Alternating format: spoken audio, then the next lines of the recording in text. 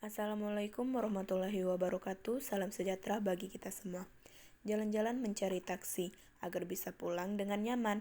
Demi memiliki teman dan koneksi, mari kita berkenalan. Perkenalkan, nama saya Tania Ramadhani dengan NPM F0H024019 dari Prodi D3 Keperawatan, Fakultas Matematika dan Ilmu Pengetahuan Alam, Universitas Bengkulu, Angkatan 2024. Izinkan saya mempresentasikan ujian akhir semester mata kuliah Bahasa Indonesia dengan dosen pengampu Bapak Dr. Nurmanza, SPD MPD. Jangan lupa di like, comment, and subscribe. Selamat menyaksikan.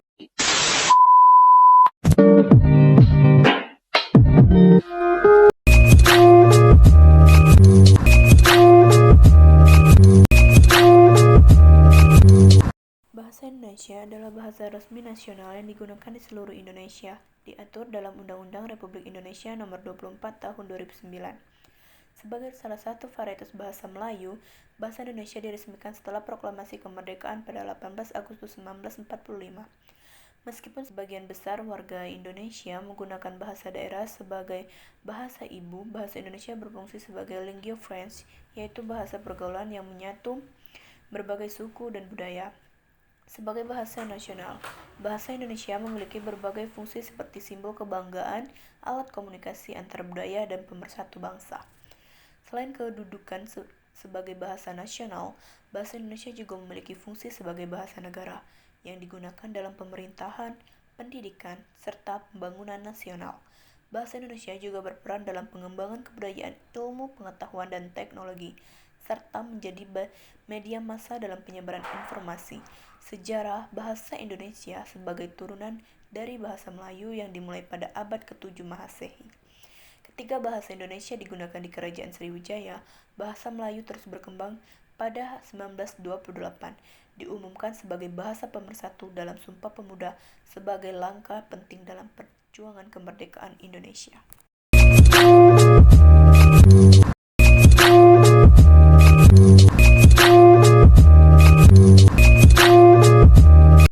Sikap bahasa atau language attitude merujuk pada posisi mental atau perasaan seseorang terhadap bahasa, baik bahasa sendiri maupun bahasa orang lain. Sikap ini bisa berupa perasaan bangga, mengejek, menolak, atau menerima bahasa atau masyarakat pemakainya. Sikap bahasa dapat terjadi pada individu maupun kelompok, baik yang diwibawasawan maupun multibahasawan, dan dipengaruhi oleh persepsi sosial serta budaya terhadap bahasa tertentu. Terdapat beberapa ciri sikap bahasa seperti kesetiaan bahasa, kebanggaan bahasa, dan kesadaran akan norma bahasa. Sikap bahasa juga memiliki komponen kognitif, afektif, dan konatif yang mempengaruhi perilaku berbahasa seseorang.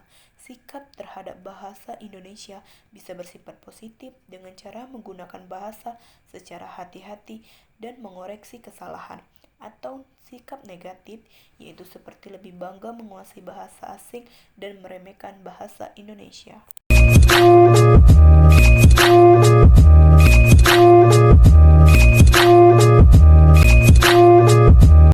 Jelajahi dunia pustaka melalui berbagai sumber referensi digital, membuka akses yang lebih mudah dan cepat terhadap informasi dari berbagai bidang.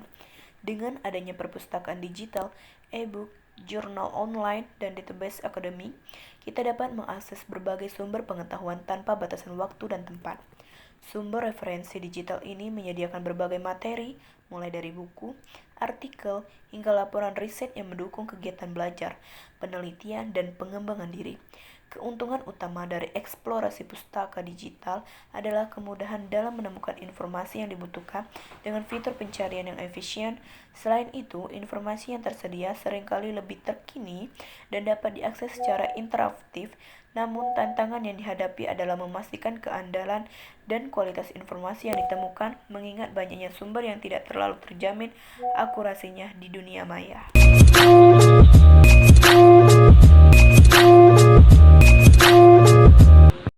Presentasi ilmiah adalah cara penyampaian informasi atau penelitian kepada audiens dengan tujuan berbagi pengetahuan, hasil riset, atau temuan ilmiah.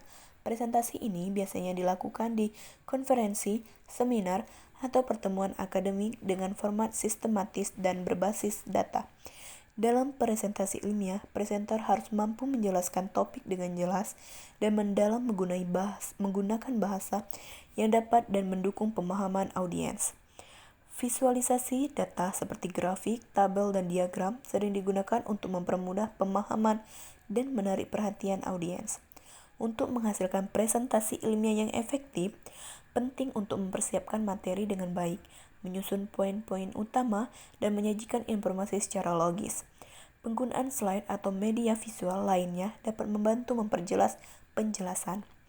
Selain itu, presenter harus siap untuk menjawab pertanyaan atau memberikan klarifikasi jika audiens membutuhkan penjelasan lebih lanjut.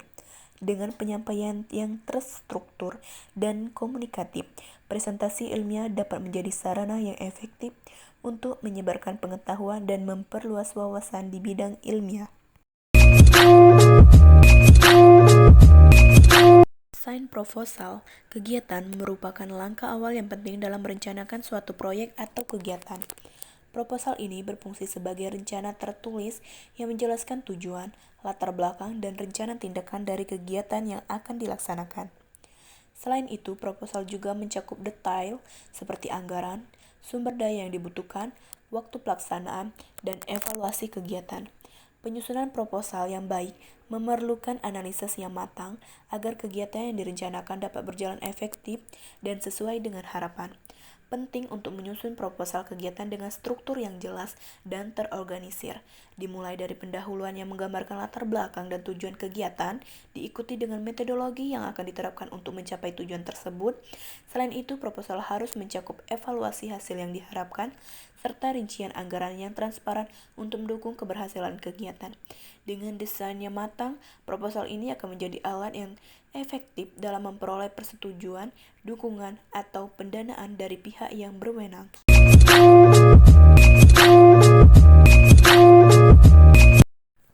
Melaporkan dan mempresentasikan hasil kegiatan adalah langkah penting dalam siklus suatu proyek. Laporan bertujuan mendokumentasikan pencapaian evaluasi dan analisis kegiatan, mencakup tujuan, metode, hasil, dan tantangan yang dihadapi.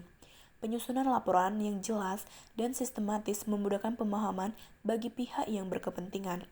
Setelah laporan selesai, presentasi kepada audiens seperti pemimpin atau sponsor harus dilakukan dengan cara menarik menggunakan visualisasi data untuk memperjelas pencapaian.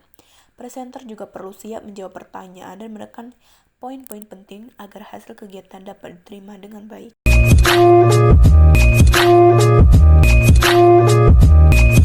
Proposal penelitian adalah langkah awal yang penting dalam merencanakan dan mengorganisir penelitian. Proposal ini berfungsi untuk menjelaskan tujuan penelitian, latar belakang masalah, serta metode yang akan digunakan dalam penelitian.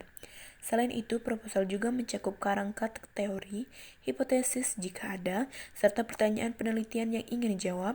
Desain yang jelas dan terstruktur dalam proposal penelitian sangat penting untuk meyakinkan pihak yang berkepentingan, seperti lembaga pendanaan dan pembimbingan, bahwa penelitian ini layak untuk dilakukan. Proposal penelitian juga mencantumkan rencana waktu dan anggaran yang dibutuhkan untuk menjalankan penelitian, serta cara-cara yang akan diterapkan untuk menganalisis data yang diperoleh. Kejelasan dalam penyusunan proposal akan memberikan gambaran yang lebih baik mengenai proses dan hasil yang diharapkan.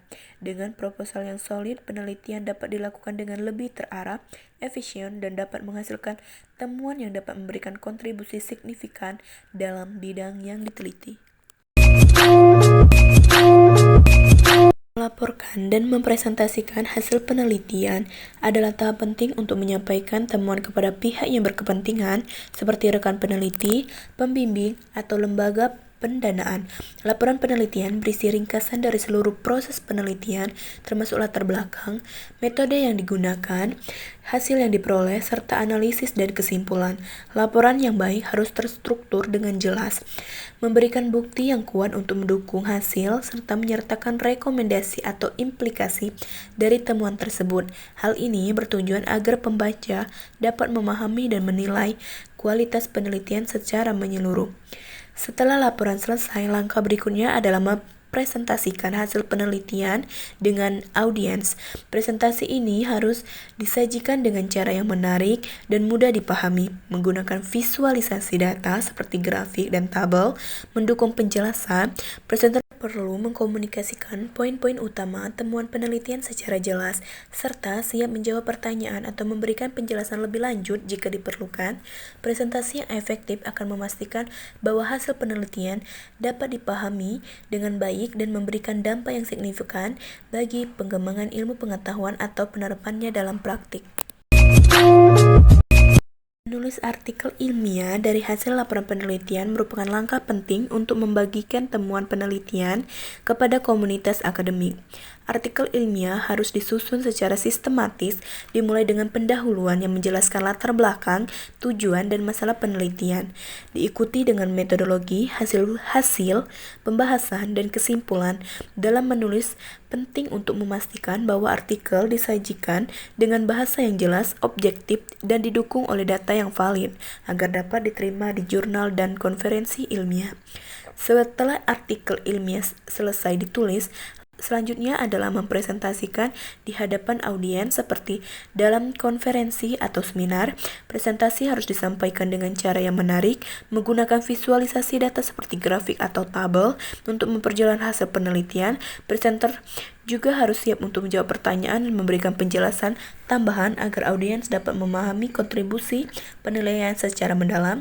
Dengan presentasi yang efektif, artikel ini dapat memperoleh perhatian yang lebih luas dan memberikan dampak yang signifikan dalam pengembangan ilmu pengetahuan.